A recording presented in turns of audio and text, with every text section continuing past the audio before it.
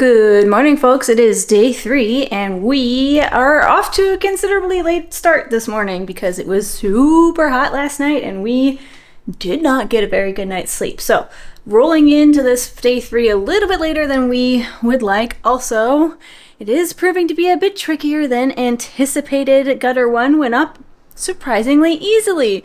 Gutter 2, not so much. And the main reason that is kind of such a problem is because the fascia boards on this side for the taller roof, the surface that we're trying to attach the gutter onto is not vertical. So on the first gutter, nice vertical surface for us to attach the gutter supports to. This side, the fascia boards are at a 45-degree angle.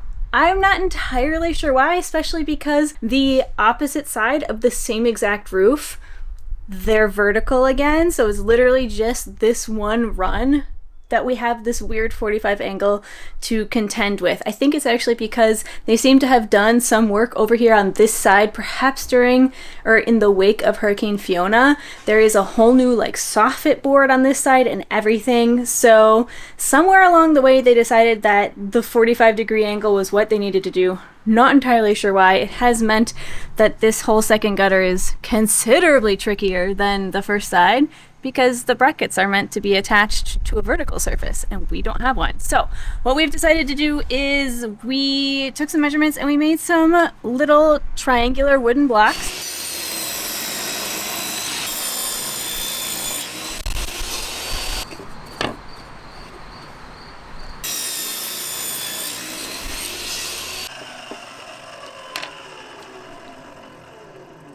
Go ahead and bring it over here, Phil. Let's take a look. You can show the people. So these are just going to go on to the fascia and basically create a vertical surface here that we can then attach the gutter onto. And we took the measurements for this last night. That was that last thing that we did. It was a bit sketchy, especially because we did not get this ladder here. This is the taller, correct length ladder. We didn't get that till quite late last night. So it was a little bit of a questionable process using the shorter ladder to get those measurements, but it is all done. We now have a nice table full of these little triangles over there. They're ready to be attached on. I'm going to stay inside because otherwise the wind, it's just going to be horrible. So now we're at the point, a little bit late in the day, but we're at the point where we can finally start attaching them all onto the house. So that's where we're at right now. Wish us luck. Also, you'll notice that we did paint all of the blocks because while it is supposed to be a temporary solution, like they say, there's no more permanent solution than a temporary solution. So this way, if they're up on the house for a considerable amount of time before we can get to them and properly redo them, everything is painted except for the one backside, which we're gonna go paint once they're up on the house. And also, this is why you hold on to all your spare wood, because these were just made with some leftover 2x4s, actual 2x4s that we pulled off the house somewhere else. I don't even know, but this is why you hang on to your spare wood. Oh, yeah. The wood came from the basement, some of those structures that we tore down. That's where this wood came from. Still very good wood, perfectly great on the inside, even though it looks very ugly on the outside. So hang on to your spare wood because you can always repurpose it.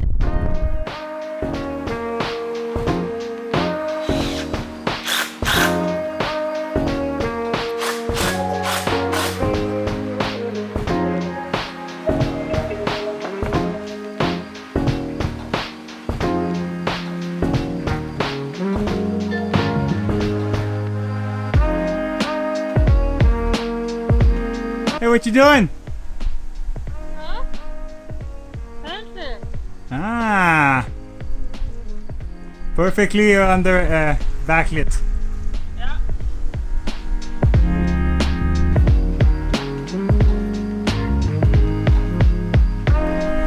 So we've got a pretty good system going here that we've developed. So first Phil goes up and he installs a couple blocks at a time, and then he comes down and gets the next set of blocks ready while I go up and paint off those raw edges. And I'd say it's working pretty well. It's keeping things rolling pretty smoothly, as fast as can be expected considering this is the first time we've ever installed gutters.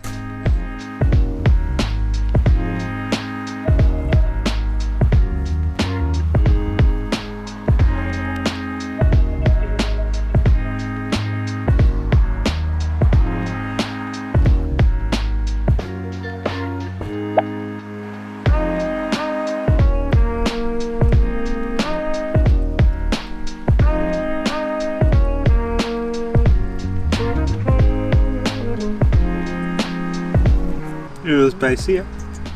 Zo.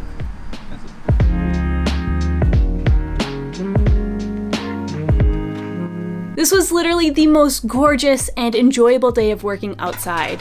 It was sunny, but we were working in the shade. It was hot, but not scorching, and with a gentle breeze. Plus, the corgi, as always, was in fine form.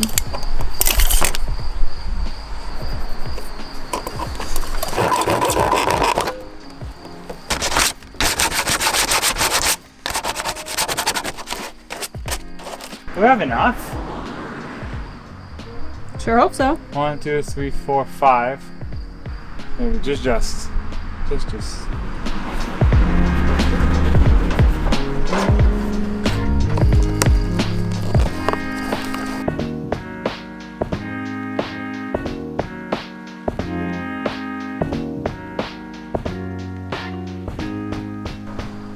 Well, it has taken us all day, but we are finally starting to attach the downspout. So it looks like we probably will officially have, hopefully, working gutters by the end of the day. Just in time for tomorrow's rain. Woohoo! Well, we're still not done with the gutter, but our neighbor just brought us homemade tacos. Carnitas. It smells so amazing. We met him like 20 minutes ago, and now we have fresh tacos in our hands to power us through the next hour of work. What's the verdict? Nice. Oh, it smells so good. I'm gonna put you guys down so I can eat my taco. This was yet another neighbor that I haven't mentioned yet. I swear it's like we live in utopia around here. All of our neighbors have been so friendly and generous, but we met them because their whole family, including their children and their 2 dogs, are out most evenings walking around our block, and they stopped to introduce themselves that night. It turns out that he's a chef, and we were chatting Montreal restaurants and such, and then they went back home. We kept working until 20 minutes later, he came back out with these plates full of freshly cooked tacos in hand. And it was exactly what we needed in that moment as we were trying to do that last big push that evening to really wrap up the gutters.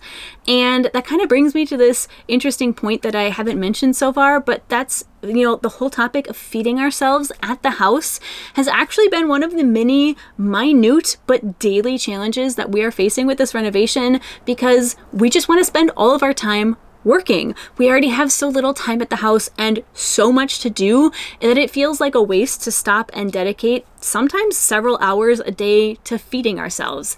And yet, we're athletes, we like to eat healthy, and we watch what we put into our bodies, so it's really been a legitimate struggle, and that is why I am thrilled that this video sponsor is Factor, because Factor delivers ready-to-eat meals straight to your doorstep. There is no more time wasted on planning or grocery shopping or prepping meals. I'm not kidding when I say that my mind is completely packed with the hundreds of things that we need to get done around here. I am constantly making lists to try and organize everything that is floating around in my brain, and there are legitimately days when trying to make a grocery list on top of it all feels like an insurmountable challenge. Like, I just don't have the brain space, and to be quite honest, we often end up eating the same exact thing day after day, which is both boring but also, nutritionally less than ideal. However, Factor allows me to skip all of those steps and still have delicious and varied chef-crafted healthy meals. They've got over 35 options to choose from every week, so there's no more eating the same thing for 4 days in a row. And if you have food restrictions, they've got plenty of options from keto to calorie smart, vegan to vegetarian. So if you don't have a friendly neighbor to deliver you on-demand homemade tacos, definitely give Factor a try. I wholeheartedly enjoyed their meals, and I will be continuing to use their services in the future at the house, because the thought of just being able to pop a meal in the microwave sometimes is incredibly appealing.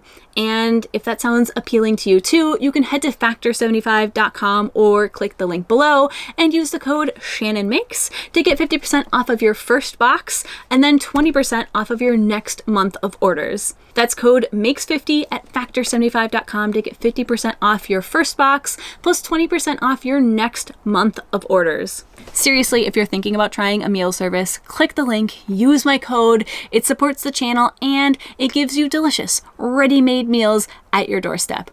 It's a win-win. Your arm.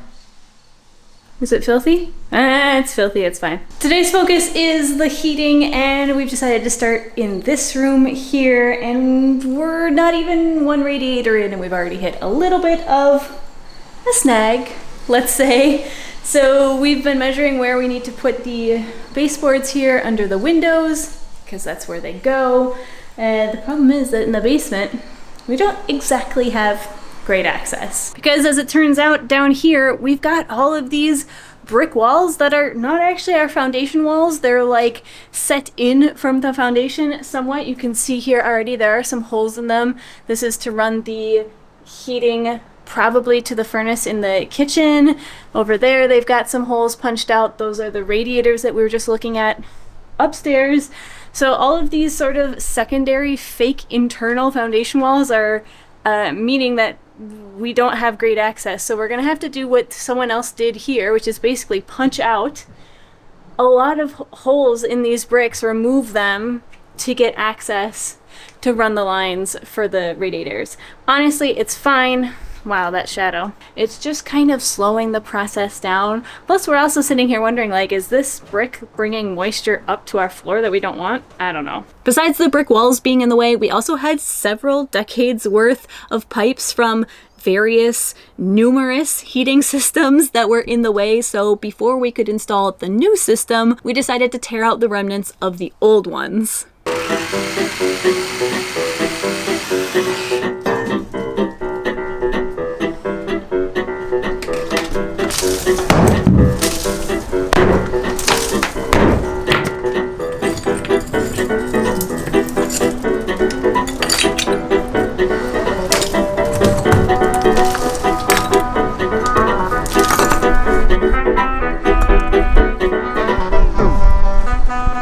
What is this?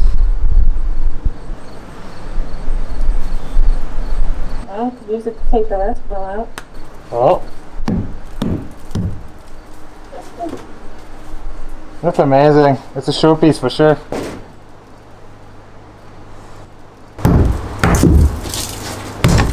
I look like such an idiot right now.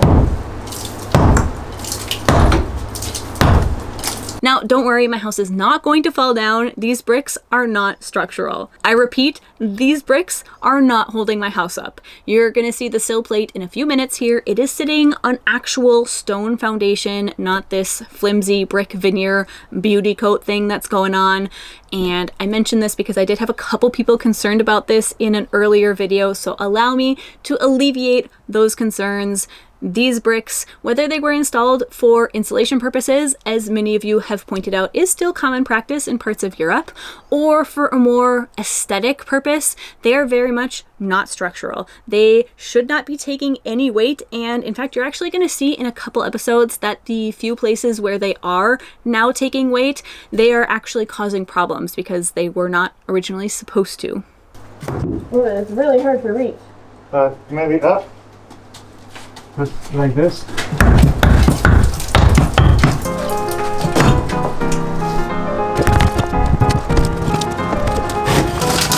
That's it.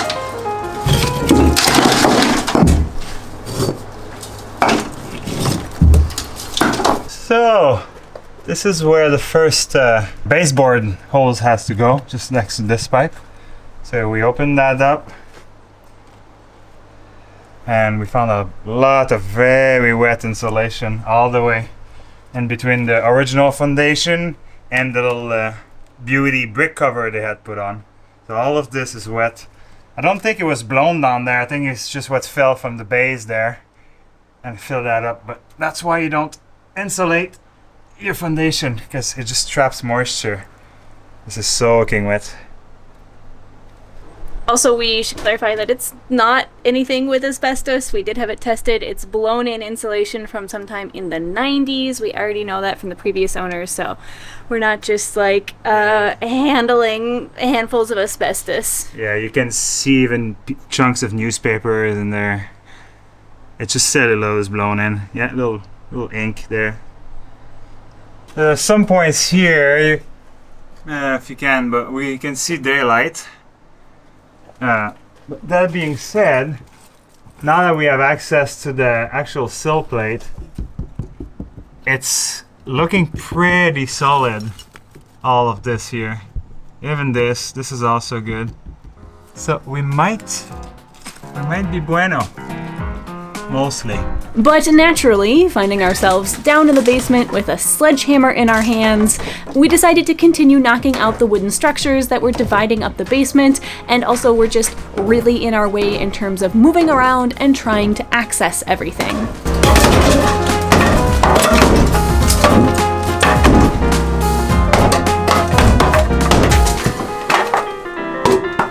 Working in the basement also made one other thing quite apparent.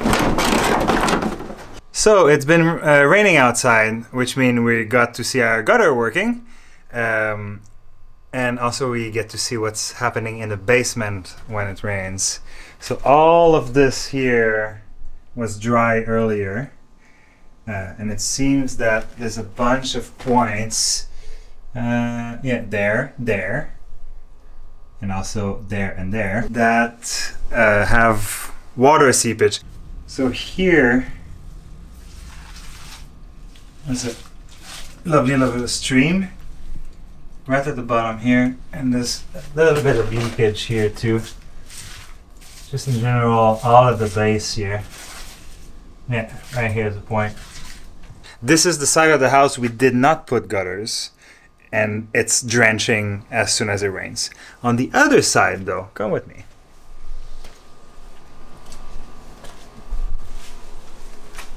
So all of this here used to get wet a lot when it rained, and now that we installed the gutter, it's so far is dry.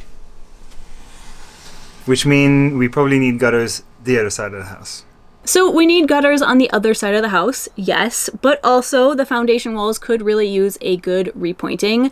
Not only is that going to help keep them standing and strong for another 120 years, but I also think it's going to help keep the basement from having standing water in it. And that is actually one of the top items on my list of things to do next time we're at the house. But as it turns out, finding proper limestone mortar that is appropriate to this period of house has proved to be quite challenging. I've located one source. It's called Sage Restoration. I think it's located in Ontario, but if anyone else knows of a good Canadian source further out east, be sure to let me know in the comments or send me an email because I love options. But anyway, as long as we're in the basement, let's look at another small improvement that we made in the long-term battle against the damp and wet that we've got going on down here. So we're going to be installing a check valve. What happens is every time we drain, it does its thing, the water goes away. I'm gonna hold it up so it really drains all the way down. So it's all the way empty, it's sucking its bone dry. But when I let it go, all the content of the pipe goes back in the hole. So this is gonna prevent that, so the hole stays dry. Just waiting for the pipe to empty itself.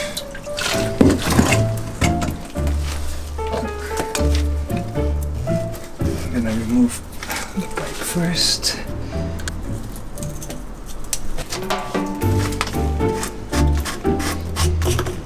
So I'm going to be replacing that part with the check valve. That's going to prevent the water from going back down to it. Pushes it out and then stops so the hole stays drier. So now I'm reinstalling the pipe right on there.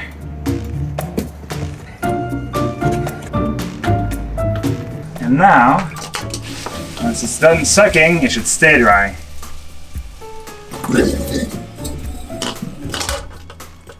Like that. Success! Fun! Drier basement.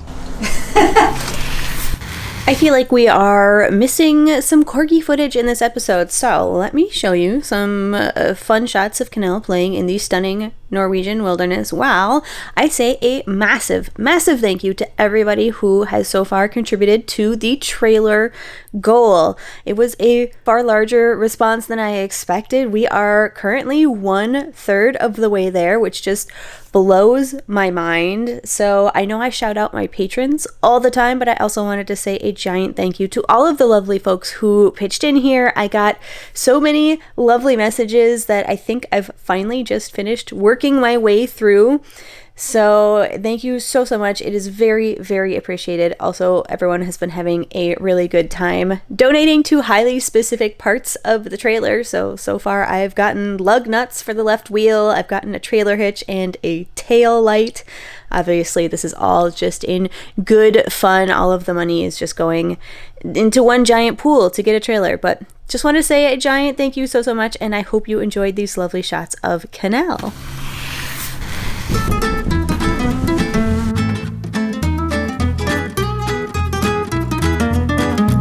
The pipe is like this long. Oh boy, I don't think I can lift this radiator that high. I need moving straps. And you need it in your elbow. Ready? I'm not tall enough. Yeah, I'm not tall enough. Is there a way? I mean, I could theoretically do this to shorten it. I've got it around here once, that'll shorten it a little bit. Maybe that'll give me enough to lift it up. I mentioned you were close-ish to be able to lift it. I think I'm okay. Oh, that's not centered. It's a little off center, but let's try it. Oh wow, yeah, you look at how exploded it is right there. Ah, yeah. It's so bad, wow. I'm gonna leave it there, I'll film it. Yeah. Big gaping hole.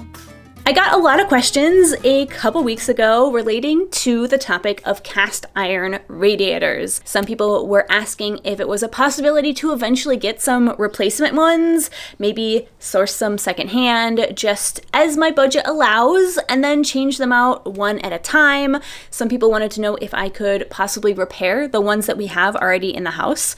So first of all, yes, I absolutely can collect radiators slowly and as my budget allows. That sounds magnificent, actually, on the one hand, if you ignore the storage question. However, it is not as simple as just changing them out one at a time. I am very admittedly not an expert here. I have not had time to do my proper research on this topic. But even from my pretty limited knowledge of heating and plumbing systems, having already installed an entire one in the house, it does not seem like a great idea to run the baseboard heaters and the cast iron radiators as part of the same line. The two systems are very different. They have vastly different requirements, and pretty much all online sources that I could find during an admittedly brief Google search say that it is not a good idea to mix the two. So I would have to wait until I had at least an entire zone's worth of radiators, and then I could change one zone at a time, which I absolutely could do and I would love to do, would make me very happy.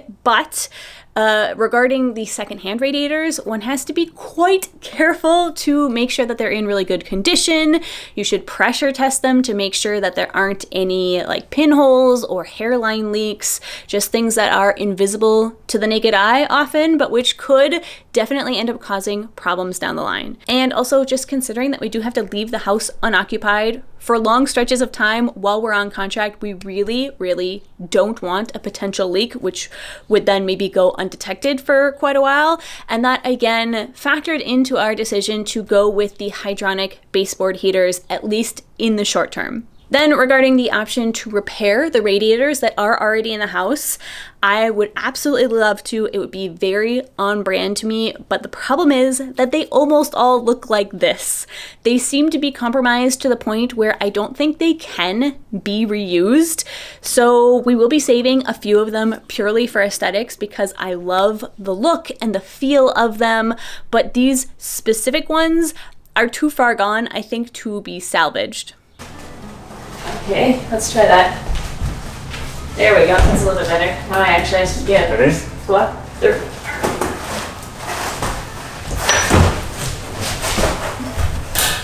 Woo! Nice.